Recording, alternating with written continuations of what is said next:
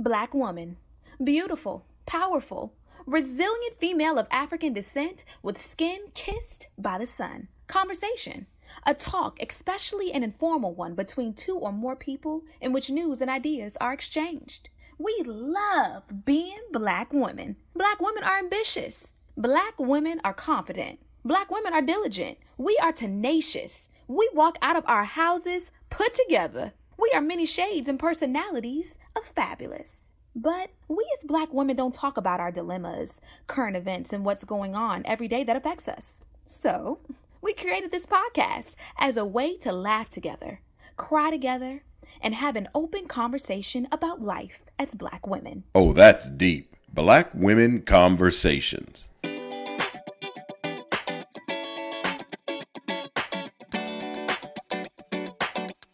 Hey, Nicole. Hey, Janine. How's your week been? You know, I actually have to sit back and think about how has the week been. It's been busy. I feel like time has just flown by. This is the second week of September already. And yeah, the month is going to just fly by. I feel it already. Like I have so much stuff to do this week. I'm going out of town to Houston on Wednesday. It's just a lot going on. The following weekend, Harrison is on fall break. Like, who gets a fall break in September, right? Like, they just literally started school and now have to plan something for fall. And of course, I'm that mom who has not confirmed plans yet, right? All the other moms in the little group me, like, oh, we're going to Orlando. Oh, we're going on a Disney cruise. What are you guys doing? I don't know. We just started school less than a month ago. And now I have to really think about what I'm going to do for fall break. That's coming up in 2 weeks. I don't know. I mean, I'm good for pulling off a vacation really quickly. And Harrison is very ready to go on vacation. But I have so much stuff to do. I've had so much stuff to do. And I feel like I just took him on like 2 or 3 vacations this summer. And now I have to spend more money and take him somewhere else and take off days of work again. I don't know. I'm just, everything's a blur. Like the whole September is a blur. And I know our listeners know we usually record on Sundays. This is Sunday. You guys will hear us on Thursday. But yeah, these first 10 days, I'm telling you, I just can't believe we're in the second week of September. That's all I have to say. So I don't know, but I can tell you I know I've been busy. I don't know what I did. I was busy. That's fair. But I don't think that just because the children have a fall break means that you need to plan a vacation. I think it could just be like R&R, like maybe a staycation, maybe like a couple of play dates. Like that's a really big like ask to say. One, you have to take off from work and figure out what to do with your kids, but then have to go on a vacation and then a fall break. And then as soon as they come back from fall break, it's going to be like trying to find a Halloween costume. Then it's winter break. I mean, look, I get it, but that's a lot. That feels like a lot of pressure. Reason number like 4,778 that Janine doesn't have children. Well, Janine, that's not a reason not to have children, but it is a lot of pressure. It is. I mean, Harrison has play dates just for like random fun, like a random weekend play date. Like every weekend is a play date. So he has literally said, I'm ready to go on vacation. It is a lot of pressure. And I can't just set up play dates with other children whose parents haven't planned anything for them either. Come on. Like all of his like close friends are doing something. Y'all, I'm telling you, between this baby and this job, I'm getting worn out. That's a lot. That's a lot of responsibilities, girl. So, Janine, what have you done? Maybe you can figure out some tangible things that you've done this past week. I wish I could. I worked like you, but actually we hosted an event called Melanated. So it was actually pretty dope. And our network was one of the sponsors of the event. So it was a pretty dope event where a bunch of amazing Black people came together. I'm not even going to say Black people because I'm just going to say people of color because that's really what it was. It was a bunch of people of color who came together to like just celebrate life and diversity and all of the things, all of the things that make us all amazing people. But guess who I saw this weekend? Who, girl? Who you saw? Do you remember Sue from Chicago? Oh, yeah. Crazy Sue from Xavier. Yes. Shout out to Sue. So she came, and we didn't really get to spend a whole bunch of time together. But like, when I tell you, she is exactly the same. Like, it was so good to see her because she literally has been exactly the same. Like, if you didn't know us, you would have thought that we were still freshmen in Xavier. I mean, it was like we just picked up right where we left off. So yeah, I got to see Sue. It was awesome. So I did that. That is one tangible thing that I can say that I did this week. Well, I love Sue, and she does keep up with pretty much everybody on social media. And you're right, she is still the same crazy person. And but she's looking good on her social. I don't know. I haven't seen her in person in a while. She looks exactly the same. She looks great. So, Janine, oh, wait. We got to ask our listeners how they've been doing. How are you guys doing? Did y'all catch up on the first season premiere episode? We hope that you have by now. And we hope you shared it with your friends too. Please share us with your friends, rate, review, subscribe. All right, Janine, what's on our timeline this week? Okay, girl. It's ironic because you just gave us a little bit of a like insight to this timeline topic, and I don't think that you even knew it. So this week, what's on our timeline comes from our friend in our head. He goes by Kenny Anse on the gram, but we know him as Kenny Williams, so we're going to refer to him as Kenny. So it's from a piece that he actually wrote for Insider's Business, and it's about the new standard of work and what we should be expecting and really just getting from these here jobs that we work every day or a lot of the days of our life. So Kenny pointed out that he's had 3 jobs in a single year because, quote, he didn't want to waste his time being miserable. And get this, Kenny, who is a millennial like you and I are, Nicole, thinks that Gen Z is to thank for setting this new standard of business. Now, the business owner, like manager, department head Janine is kind of skeptical of this concept, but the leader, mentor, and employee Janine is kind of in agreement with this concept. So here we go. Kenny did preface his piece by saying that he realizes that no workplace is perfect, but there are some base level requirements that companies must have in order for them to be acceptable places to him. So important factors are things like care and concern about employees' mental health and wellness.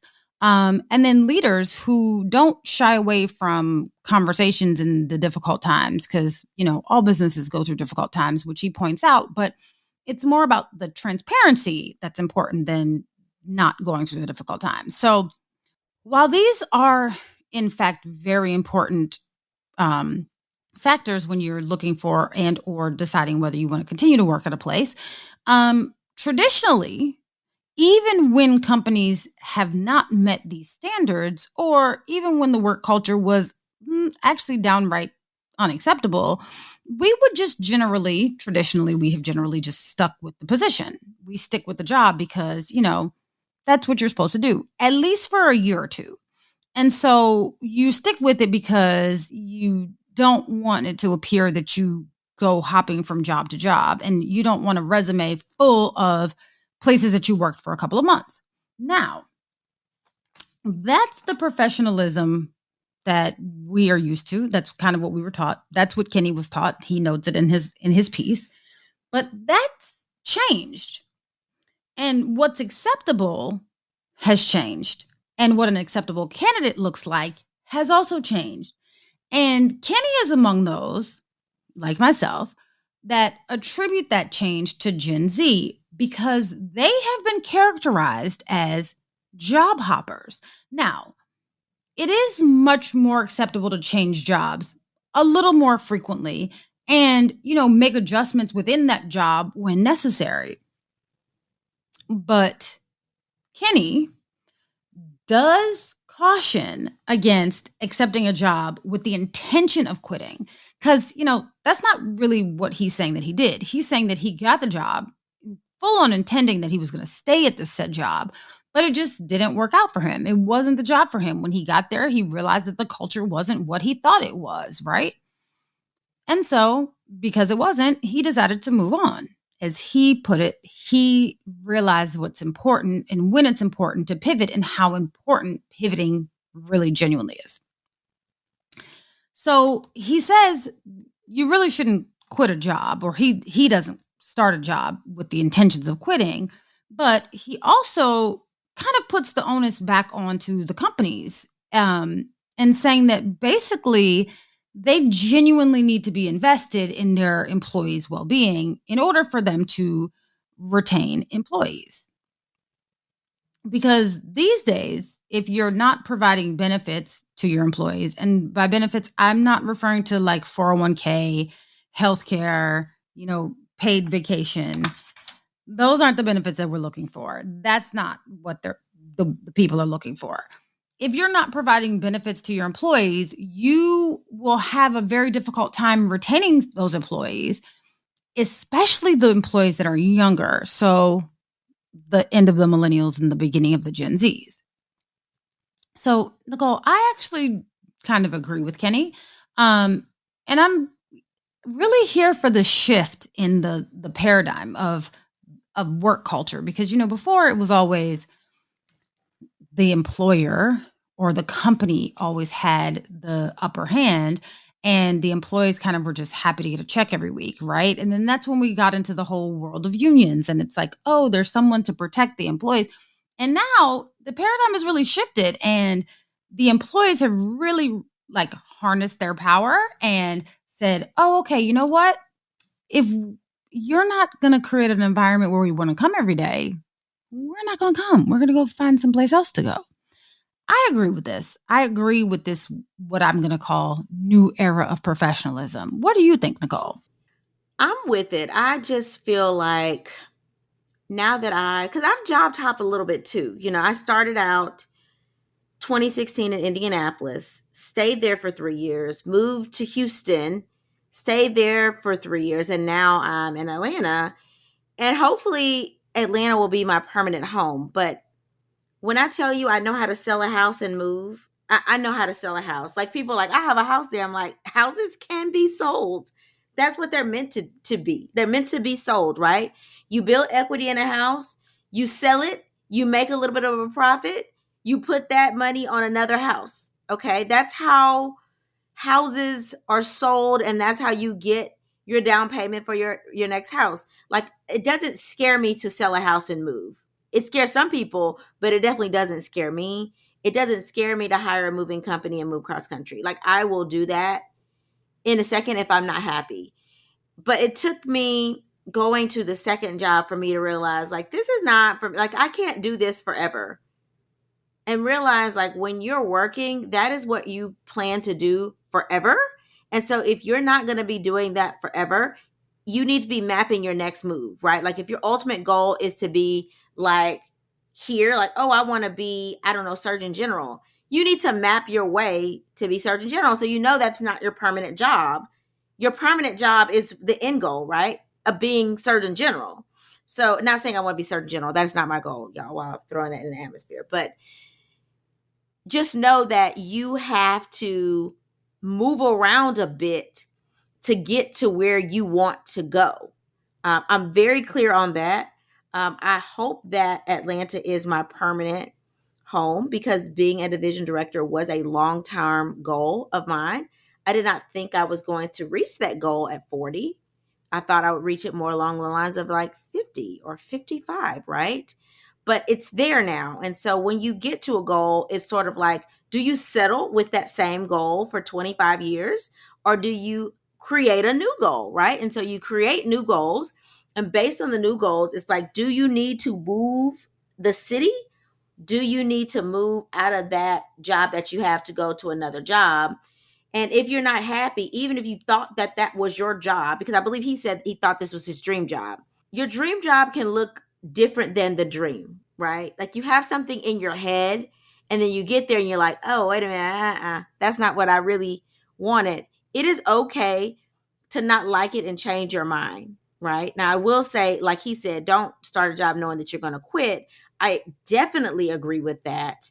I feel like people that get a job knowing that they're like planning to start a new job in a month, like that's just a waste of everybody's time, right? Like you're going to go through training and do all the things that you need to do to get set up in that job and then leave it a month. Like why waste your time? Just wait until you get a job that you actually can sustain for, you know, at least a couple of months to see if you like it. But plan on being there for the long run. I don't waste my time like that. I'm not going to get like a micro job unless it's like a PRN part-time job. But I'm not going to get a job just to say I'm waiting for a new job. That's not me. Everybody's a little bit different with that. But I agree. I don't get a job to quit, but I definitely think that you can't allow people to assume that you are okay and allow you to just stand for anything in a job. Why sit there and be unhappy? So I agree. The Gen Zers have set us off and allowed us to say, you know what? Be ready to pivot. And my personal advice is always have a backup plan. Like until you know that you are definitely comfortable and you have your seated place within that job or that business or that company or whatever you work, have a backup plan. Like always be 1 foot out the door, like ready, right? So if you leave today, if you lose your job today, if COVID happens today, if they shut you down and call you non-essential today, what are you going to do with your life? And I think it's scary if people don't know the answer to that. Like, what are you going to do if this one thing fails? If my hospital system shuts down right now, what am I going to do? Right? I also think it's scary, because he's talking about hopping jobs in 3 years. I'm wondering how the job hop eventually gets him to his long-term goal. I think it's scary when people don't have a long-term goal. Like, what's the future outlook? Like, what do you plan to do in 10 years? If it's that, that's fine. But if it's not that, like, what you doing? What are you doing? That's just me. And I know I'm a planner and people, that's a blessing and a curse to be a planner like that. But I do think it's something to be said that you're not having any direction in your career because you don't know what your long-term end goal is. Not saying that it has to be a perfect path, but working towards something, even if you start working toward the thing that you thought would be your end goal, and then you say, wait a minute, that's not where I want to go. So before I get to that, let me pivot and go this other way because I feel like that's a better direction for me. It's okay to pivot, but know what you're pivoting to or away from is my advice. I agree, but then I just thought about it. I'm like, I don't know that I would know what to do. Like, I know that I have a goal and I know that, what I want to do with my career and I know where I want my career to go, but I don't know if I couldn't do what I do now, what would I be doing? I don't know, maybe like contract reviewing or something. I have no idea. I know what my pivots within my current career would be. Like, I know if I could do the same, like have the same skill set and I could go along the same trajectory where I would go from here. But I don't know, like if I could not plan events anymore, what would I do for a living? I don't know, girl. Marketing or something. I'm good at that. Like I have, a degree in that. But like, truth is, I really don't know what else I would do. I can't imagine doing anything else, like a complete career change. I can't. Says the girl that just pivoted to another job, like doing something completely different. Okay. Like Janine was over marketing promotions and now you're like planning it. Like Janine has done a major career rehaul. Like you just rebranded your whole entire trajectory. So don't listen to the lie that Janine is telling you. She knows exactly how to pivot and she knows how to create opportunities. And I'm not saying that you have to know exactly what you want to do because truth be told, I don't know exactly what I want to do, right? But I do think that it's something to put some thought into growth and having an open mindset And hey, if this opportunity comes my way, I could see myself doing this. Maybe I would be good at this. Hey, I want to get there. Maybe I need to get some training in this said thing. I think there's something to be said about that. It scares me when people can't tell me, what do you want to do? Like, what is your lifelong goal?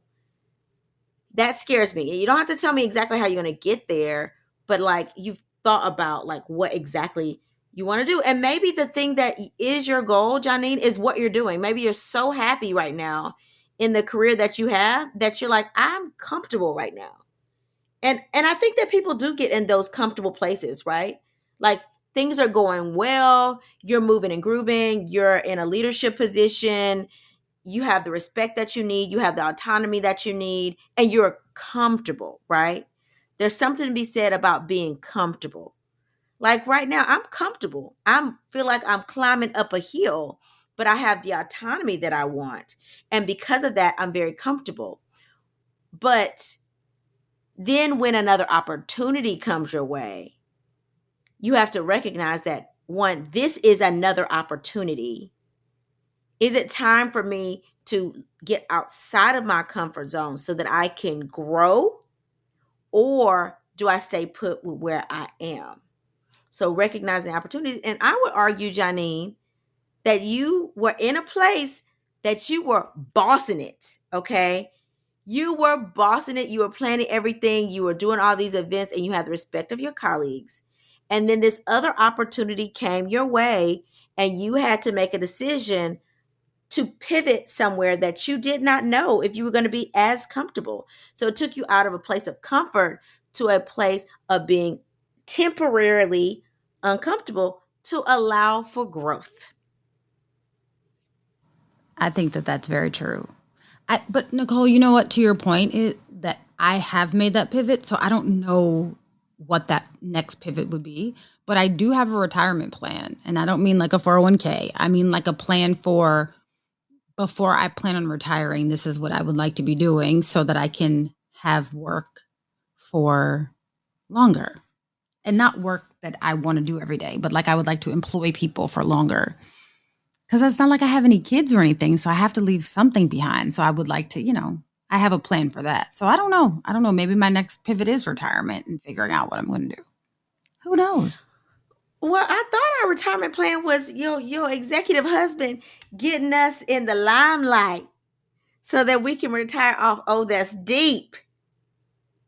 I'm just going to speak it. I'm going to speak it into the atmosphere. I just threw it out there. Yes, I agree. We can retire off of that's deep. But you know what Janine does not want to do? What this job has taught Janine that she doesn't want to do? I don't need to be in the limelight. I love y'all. I really do love y'all. I love you too, Nicole. I love everybody. But you know what's a lot to deal with is when someone walks up to you and speaks to you and you have no idea who they are. Because I really pride myself being in the event and hospitality and even marketing. Like, in the industry, it's all about relationships, right? So I pride myself on knowing people and remembering them and remembering how I know them and the conversations I've had with them and so on and so forth. So when someone walks up to you as if they know you, and it's not a negative thing, right? They walk up to you because of the familiarity that they have, but then you're like, oh, I'm sorry. Like I find myself apologizing a lot. Like, I'm sorry.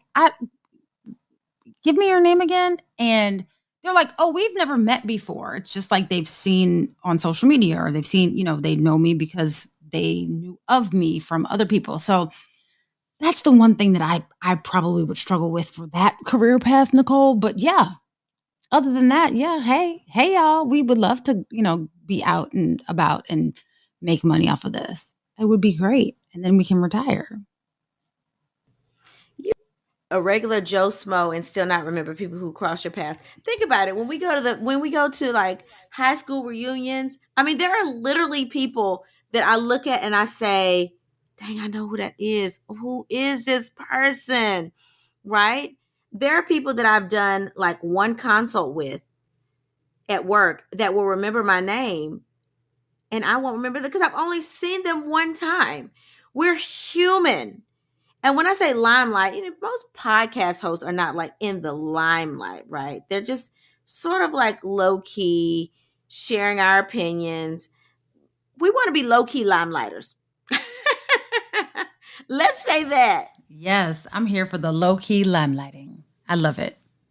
All right, Janine. So are you ready to talk through some of these letters from our listeners? Absolutely. Let's do it. All right. So our first letter reads, Nicole and Janine, I thought I was miserable at my job because I felt as if I was always bored. I was working for a startup tech development company as a managerial assistant, which involves scheduling business meetings, answering the phone, screening and returning emails, and attending some meetings and taking notes. I was really bored. As a single mom of a 6-year-old over the summer, since we weren't really that busy, I didn't understand why I couldn't just work my job from home. Sitting there was just not a good use of my time.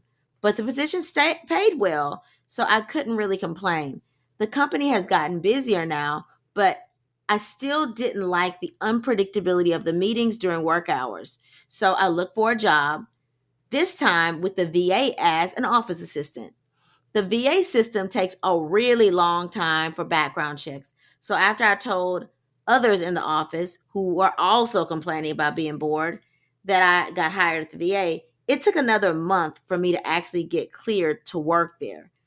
I've now been working at the VA as an office assistant with the Disability Compensation Claims Division for 3 months now. And this is worse than I thought. I'm getting paid about the same amount of money, but I'm working 10 times as hard. Plus, applicants constantly call and complain all day long about how long the process is taking for them to get answers about their disability claims. It's emotionally draining to have people constantly calling and complaining. Now I wish I had never quit my previous job. I realized I actually had it good. Ladies, should I approach my old boss about coming back? If so, what should I say? Signed, Nalea. Okay, Nalea. Um, yeah, I'm all about not circling the block. It's just the principle of it for me. I'm not circling the block for the same company in the same position unless it's the absolute last resort. And I'm all also about not necessarily jumping out of the frying pan and into the fire, but you're in the fire now, right? You don't like it. It's a great job, but you're working twice as hard. Understood, right? So, Nalea, in the meantime, because you just started this job, essentially, um, figure out how you can make change, right? Yes, you're working twice as hard. Yes, it is a system, it's a government system, it's a lot. But figure out what you can do to make change in your work environment. Just little things that you can do, right? Maybe it's that, yes, it takes so long, but maybe it's that there's somebody that just answers the complaints, right? Or maybe it's that, hey, someone answers the complaints from this hour to this hour, because you said that it's emotionally taxing and it's emotionally draining. And that's important. You don't want to be someplace where you're miserable, right? Like you don't want to be someplace where it drains you emotionally and then you don't have anything left for your real life outside of work. So my suggestion would be, why don't we do this? Why don't we take some time and figure out what the problems are? What is draining you from this job, and see if there are any things that you can put in place, any things that you can suggest to be put in place, anything that you can do to make your current work environment better. And while you're doing that, I would also be looking for another job, but not at the same place where you just came from. I wouldn't circle the block on the job unless that's the only option that you have. Now, your mental health is important, but imagine what your mental health is going to be like when you're back at the same place with the same people where you were before, but now you just went to another place with a job that didn't work out. I don't know. That's up to you. I personally wouldn't do it. It's just me. It's like a relationship. You left for a reason. No need to go back. Keep on courting these other jobs until you find what the job that's right for you. That's just my opinion. What do you think, Nicole? So, I don't know. This one is challenging for me because one, I was reading the letter and I was thinking, I wonder if Nalea is like 26, right? Like This is something 26-year-olds do. No knock if you're 26 and you're a listener to the podcast. We appreciate you listening. But let me tell you, as women in their 40s, we know that this is probably somebody that's less than 30. Why? Because you were complaining about getting paid to be bored. Like, I don't understand that. Like, I wish I had a day to be bored. Because you know what I would do? All of the things that I have to do at home would be done at work, right? Like, I would be posting on social media while I'm at work on somebody's break. Not on your work computer, but from your cell phone. For sure, I would have all that done. All the appointments I needed to make, my dental appointment, my mammogram appointment, all that scheduled, okay?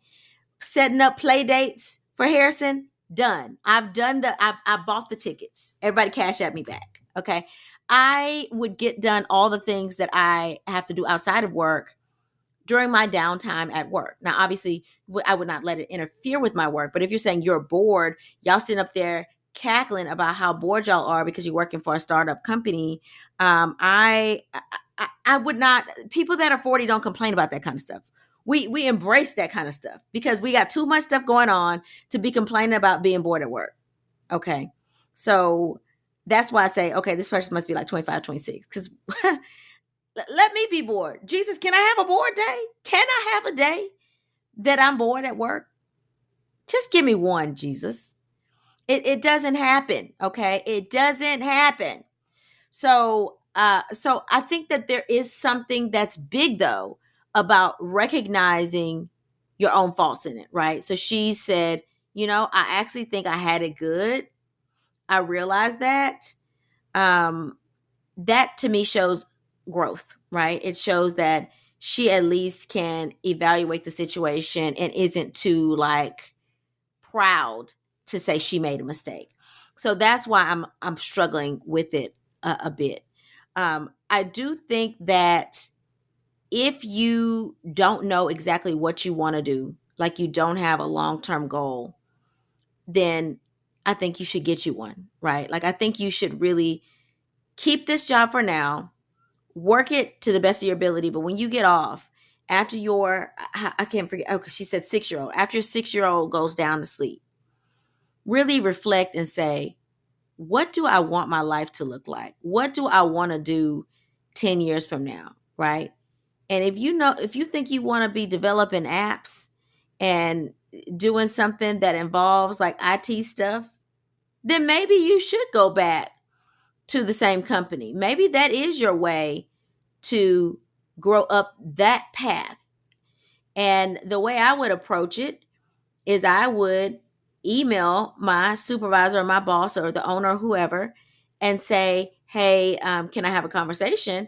And I would explain, hey, listen, I really think that the company, now that I am not there, now that I've taken a step away from the company, I realized that this was a better fit for me. And I made a mistake by leaving. I mean, own it. Like I made a mistake by leaving. I think this was a better fit for me. Will you allow me the opportunity to come back? And these are my goals. And this is why I want to come back. I mean, you have to have a reason to want to go back to the same thing. Hey, I really want to shadow you. This is my ultimate goal. Will you allow me to come back in some capacity with the company? You can say that, okay? If you think that former company, after reflection, aligns with where you want to go long term. Okay. Because I do think it's something to be said about people that are mature enough to own what they did wrong and pivot and go back to then go up again. All right. Now I'm saying that, but I've never done that. And I have done the Janine thing, but I have had situations where I wish I would have done that. Right. So I don't go backwards. I don't go back to ex-boyfriend. Well, I've done that once and that was a mistake. But for the most part, I don't go back to old boyfriends. I learned from that one time. I won't do it again. I don't go back to old jobs, but I tell you what, the job that I had, and I'm going to say it, the job that I had in Indianapolis was my first real job. I built that division from the ground up and I worked like a dog. And I didn't think that people saw me because realistically they didn't. They did not see my struggle because they didn't know what I did, right? I was the only person in the system that was a high risk specialist. And they paid me well, but I felt like I was undervalued. And so I left. Now, what I should have done is taken a look, and maybe I should have gone back, because the system in itself is actually a really good health system. It's just that sometimes it takes you leaving for someone to appreciate what they had. Now, I could have gone back. I chose not to go back, and I chose to keep moving forward. Now, do I regret not going back? Well, no. But sometimes I think maybe that would have got me a little bit closer to my ultimate job if I would have pivoted and gone back. Okay. But I didn't. And I'm blessed to have the position I have now. But I do think about it. Now, if you don't know what it is you want to do and you don't know how that job aligns, then you don't need to circle back. So it really depends to me on what your long-term goal is and how that former goal aligns with your long-term goal. And if you haven't thought about your long-term goal, before you just job hopping, you need to figure that out. And I think that will tell you what your next move is going to be. Now, if you're somebody that burned bridges, you were talking smack about the company and you were telling everybody, I'm leaving anyway, I'm leaving, don't circle back, okay? Because the supervisor is not going to trust you. They're not going to like you. You were slacking at the end. Like, if you're one of those people, then you can't circle back, okay? Don't even embarrass yourself and try to circle back.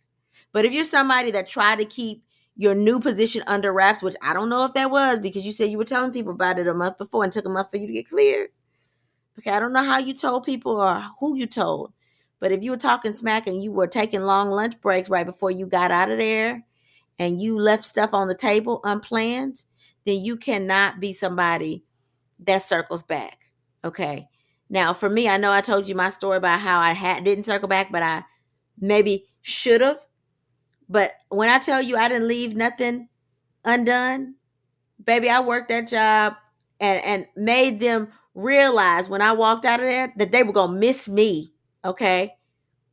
But if you are not a person that walked out like they going to miss me and you were messing stuff up, don't even waste your time circling back. That's real. Every job that I've left, they missed me when I was gone. And, look, they might not say that they miss you, but you can tell, when people miss you when you're gone, because things are different. Things operate different. Things change. They, they call you. They do because they need you. But I digress. I'm going to move on to our next letter. This one says, Nicole and Janine, I feel like I know you. Hey, girl. Hey. Then it says, anyway, I just need someone to give me good girlfriend / business advice, and I know that y'all will give it to me. So 2 years ago, I retired from the military and became a franchisee of a food chain. While I love being in charge of my own future, I'm beginning to regret this decision because it's almost impossible to retain employees. I've only been open for 2 years, and I only have 2 of the 65 employees that have been with me from the beginning. I am starting to regret this decision because I spend 90% of my time hiring. Again, I love the freedom and honestly love the franchise. I just really can't deal with the high turnover rate. Here's my question. Should I let this franchise go, or should I stick it out? And if I do, how do I handle this turnover? Signed, Tina. Ooh, Tina, my ex-husband and I owned a franchise that was a restaurant. And I tell you, it's hard. And depending on what kind of business or like what field you were working in before, it may be surprising. But if you work in restaurants, you know that there's just a high turnover in restaurants. Why? Because you have people that are working on hourly wages. I don't know if you're a high-end restaurant or not, if they're working on tips or not, but you got to realize you have a lot of people who are just starting their jobs, and not even careers. They're just starting their jobs. Like they're college students, sometimes even part-time high school students who might have to take off at the very last minute because they have to study for a test, because young people haven't figured out how to plan their lives in advance, even though they have a syllabus in front of them that tells them exactly when test dates are. They haven't figured that kind of stuff out yet. They get nervous and, overwhelmed by things that people that are older don't get overwhelmed by. So they may at the last minute have to take off. They don't work well when they are under the weather. Okay. Like even a headache may make them take off. People that are older don't do that kind of stuff. The restaurant business has young employees. So if you're going to work in the restaurant business, you have to understand the turnover is constant. Keep applications on file constantly, because you may have to hire somebody that needs to start next week. That's just what it is. You keep those applications and you tell them, I'll call you when we have a job available. And 9 times out of 10 in the next 3 months, you will have a job available. Okay. That is just what it is. Now, the question is, if you like the franchise, why are you talking about getting out of it? Is it getting out of restaurants altogether?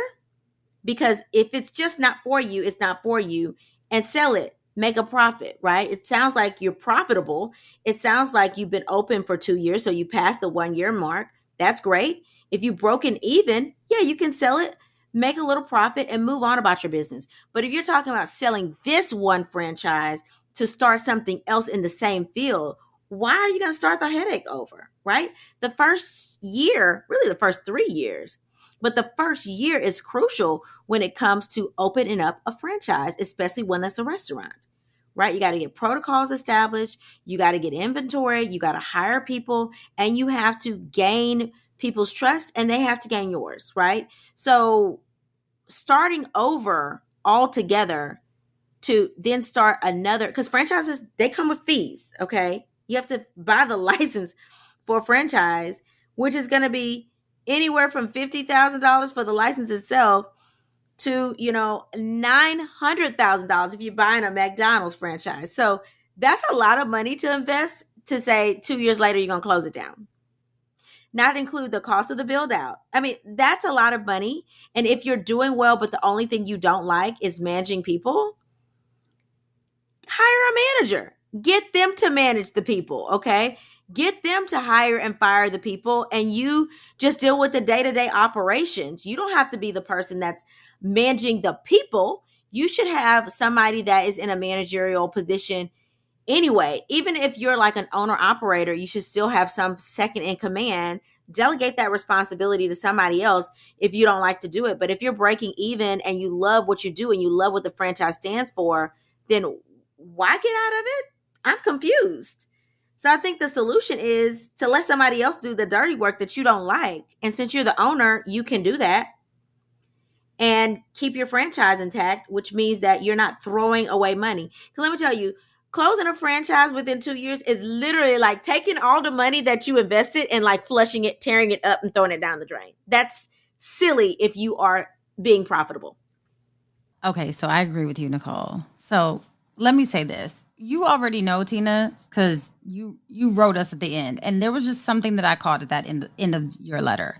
And you said, should you let the franchise go, or should you stick it out? And if so, how do you handle this turnover? Okay, so you already knew that we were going to say that you needed to stick this out, because to Nicole's point, why would you dump your money down the toilet? Like this is your retirement. You've retired from the military. So we're not going to tell you to dump the franchise.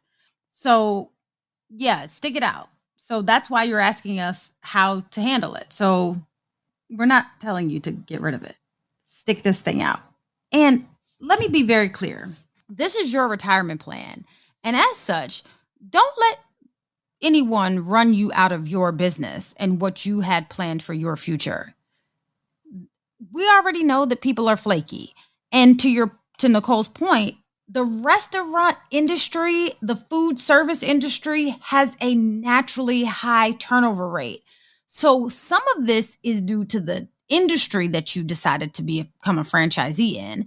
And some of this is probably due to the fact that, what Kenny said, there's this new level of professionalism and people are expecting things that, traditionally they haven't been expecting from their employer. So people, if they don't get those things, right or wrong, they often leave, right? So you have to be mindful that there's just a naturally high turnover rate, right? And then you also have to be mindful that, hey, look, these people aren't putting up with the same things that they would have put up with before. So you might not like what I'm about to say, but I just want you to just hear me out for a second. This isn't like the military, right? And we all have to be mindful that the military is very strict, it's very stringent, and people stay in the military typically for 20 years and then they retire, or they make, a career out of the military, or they stay in for however long their contract is, right? Once you're in the military, you know that there are only certain points that you can get out. At least get out in good graces, right? Get out without having gone AWOL or having some negative mark on your career. So in the military, it's very regimented, and for a reason, obviously. But the military, the government, it's not like that. Like, people typically work 20, 40 said term in the government or in the military, and then they leave. So if that's kind of what you're looking for, that's not really what it's like in the civilian world at all. Not even in the government these days. I know people who leave government jobs now. Like, yeah, I'm in DC. There are people who leave government jobs now. Those are the jobs where people, you have to basically like burn the building down to get fired, right? But people leave those jobs because they're like, look, I'm not happy here. It's not fulfilling to me. I'm bored. I want to do something else. This is not what I thought that my career trajectory would look like. So if the mindset that you were working with when you were in the military is the same mindset that you have now, it's going to be just a tad bit different than what you're used to. And then also, I want you to take a little bit of introspective look for a second, right? You were in the military. Be honest with yourself, how many of the practices, the regimens, the way that you operate, how much of that have you brought over to this new franchise that you own? Like, really, I want you to ask yourself that, because it takes a very special type of person to operate in a high level of efficiency in the military. It does. And it doesn't necessarily, let's be honest, the environment of the military isn't really that conducive to great mental health either. It's super structured. And while it lends towards what the military is good for, it doesn't necessarily lend to making a great work environment. So just ask yourself, and I'm not saying that you did this, but I'm saying just ask yourself, have you taken some of those military characteristics and brought them over to your franchise? And if you have, I would say what characteristics that you took over were positive, and maybe kind of evaluate what may not be working, because that might be the reason why some people might be, checking out real quick. And then I would also look within your establishment and see who is capable of being your number two. Because look, you own this franchise now, right? And it's your responsibility to run this. Find a number two. If hiring isn't really your strong suit, find somebody who can be your number two and do the hiring for you. Now, I'm not saying to, take your hands off of it completely. I would say keep a pulse on the hiring. But I would say if that's not what you're into and you don't really like that aspect of your, role as a franchisee, you can delegate that. Delegate that to someone else and focus on the things that you are into and focus on the things that do make you happy and do spark joy. Girl, you own the place. Why are you torturing yourself with things that you don't really want to do? Find yourself as number two. I think that'll solve a lot of these issues. All right, Janine. So what did you learn new this week? Okay, so because, we have kind of blamed, I would say it's positive, but we'll use the word blame. We've kind of blamed this Gen Z generation for changing everything and changing all of the professionalism and characteristics. we all know that Gen Z has kind of gotten the reputation of being the job hoppers, right? But I was curious as to what our generation and the generation before us, what we're known for. So I looked up the characteristics of the millennials in the workplace, and this came from Indeed. So for us, for millennials, we value meaningful motivation in the workplace. So we want to have some motivation that's outside of our paycheck. We don't actually really appreciate the hierarchical status quo. So we just want everyone to just kind of take responsibility for the things that they're responsible for. We don't really care about the position as much as we care about being accountable. And we place a lot of importance on our relationship with our superiors. We have an intuitive knowledge of technology. We are open and adaptive to change. And we place more importance on tasks rather than the time it takes to complete the tasks. So we are very focused on what the outcome is at the end rather than how long it took us to do it. We have a passion for learning. We are receptive to feedback and recognition. And we are free thinkers and tend to be very creative. And we value teamwork and social interaction within the workplace. Now, Gen X, the generation before us, their characteristic list is a little bit shorter, but they tend to be independent. They tend to value a work-life balance. They tend to be flexible and sometimes informal. And technology, they adapt to it. So they're the first generation that, kind of went from analog to digital. So they're not really as intuitive about technology as we are, but they're adaptive to technology. So I found it interesting that it's a little bit different from generation to generation. What did you learn new this week, Nicole? So it's funny that I also saw some of that information, and talking about generations, I did not know that people that are born after 2010, they're the alpha generation. Who knew that? I didn't know that. And they're babies right now, so they're still developing what their characteristics are. But another thing that I learned is that because of the pandemic, or they're blaming on the pandemic, over the course of 2021, 47 million people quit their jobs. 23% of the U.S. workforce, according to the Bureau of Statistics. Ain't that something? That's shocking, but believable, because let me tell you something the pandemic taught you. The pandemic taught you that in the blink of an eye, it could all be gone. And your job, think about how the pandemic shifted the paradigm in the workforce, right? So in the pandemic, all of a sudden, the low paid employees all of a sudden were super essential. And the people that were making decisions and being paid to think, so to speak, were maybe not as essential, right? And all of a sudden, the nurses and doctors and the people who were actually on the front lines of things, we realized how important they were. Not that we didn't think you all were important before, but we realized just how important they were and realized just how trivial some of the dream jobs that we had dreamt up really were, how it wasn't really a necessity to have the job where you are maybe an influencer, right? What are you influencing us to do, or where are you influencing us to go? And then some influencers, it was important. It really just depended. So we really found out what was important and what wasn't in the middle of the pandemic. And we also realized that life was short, and we decided that we were going to chase our dreams a little bit more because it didn't make sense to sit in that job that was unfulfilling for decades. Just saying, but that's really dope information to know. All right. Are you ready for the motivational moment? Let's do it. And it comes from, since we're in Beyonce world on the Renaissance tour, so it comes from Beyonce Knowles Carter.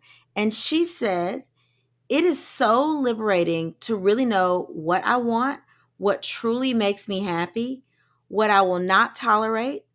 I have learned that it is no one else's job to take care of me but me. Until we meet again, pray, work, slay, and show off your melanated excellence." Bye! Oh, That's Deep, Black Women Conversations is produced by Nicole Lee Plenty and Janine Brunson Johnson. Executive producer, Ken Johnson. Get the Oh, That's Deep Black Women Conversation podcast on Apple Podcasts, Spotify, Stitcher, Google Podcasts, or where you get your podcasts. Please subscribe and rate us. You can follow Oh That's Deep Black Women Conversations on IG at Oh That's Deep BWC. Oh That's Deep Black Women Conversations is a Mean Old Lion Media production.